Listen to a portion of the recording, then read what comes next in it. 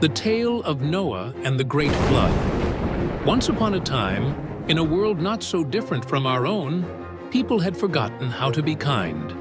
The earth was filled with greed, cruelty, and selfishness, and the goodness that once shone bright in people's hearts had faded away.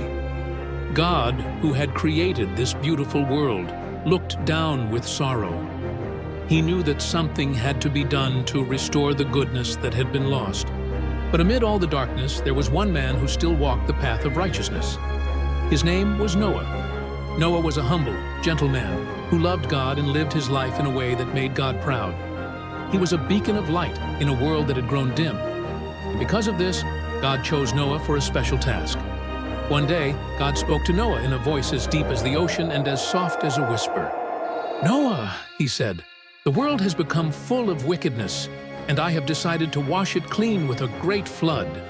But you and your family will be saved. I want you to build an ark, a mighty boat, to carry you, your family, and two of every kind of animal to safety." Noah listened carefully, and though the task seemed impossible, he knew that with God's guidance he could do it. He gathered his family and began to build the ark. It was no ordinary boat. It was enormous, with strong wooden beams and 3 sturdy decks, each one big enough to hold all the creatures of the earth. Day after day, under the hot sun and the curious stares of his neighbors, Noah and his family worked tirelessly. The people around them laughed and mocked, wondering why anyone would build such a huge boat when there wasn't a drop of rain in the sky. But Noah didn't let their laughter stop him. He trusted in God's plan. Finally, after what seemed like forever, the ark was finished. Then, something amazing happened. From all corners of the earth, the animals began to arrive. Lions padded softly on the earth. Elephants trumpeted, and birds of every color fluttered down from the sky. 2 by 2, they came, each pair a perfect match. Noah and his family welcomed them aboard, making sure each animal had a cozy place to stay. Once everyone was aboard, God gave Noah one last instruction. "Go into the ark, for the time has come." Noah, his wife, their 3 sons, Shem, Ham, and Japheth, and their wives all entered the ark. As the last one stepped inside, God himself closed the door, sealing them in safety.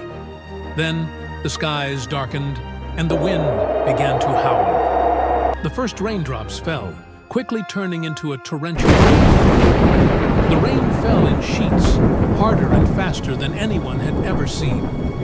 For 40 days and 40 nights, the rain poured down, covering the earth. Rivers overflowed, and even the tallest mountains disappeared beneath the rising waters.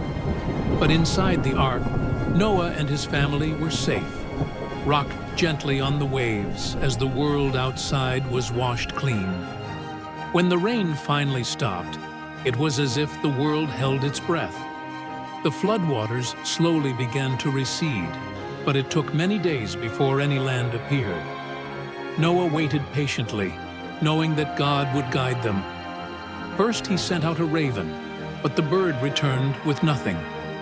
Then he sent out a dove. The dove flew out into the vast, watery world. But when it returned with nothing, Noah knew it wasn't time yet.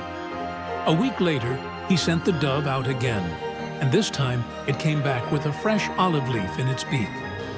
Noah's heart leaped with joy. This was a sign that the earth was beginning to heal. A week later, he sent the dove out one last time, and when it didn't return, Noah knew the earth was ready. Finally, God told Noah and his family to leave the ark.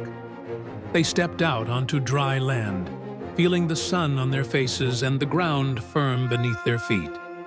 The animals, too, burst forth, running, leaping, and flying into their new world, ready to start their lives anew. Noah was filled with gratitude. He built an altar and offered a sacrifice to thank God for his protection and love. God was pleased with Noah's faithfulness and made a promise that would last forever.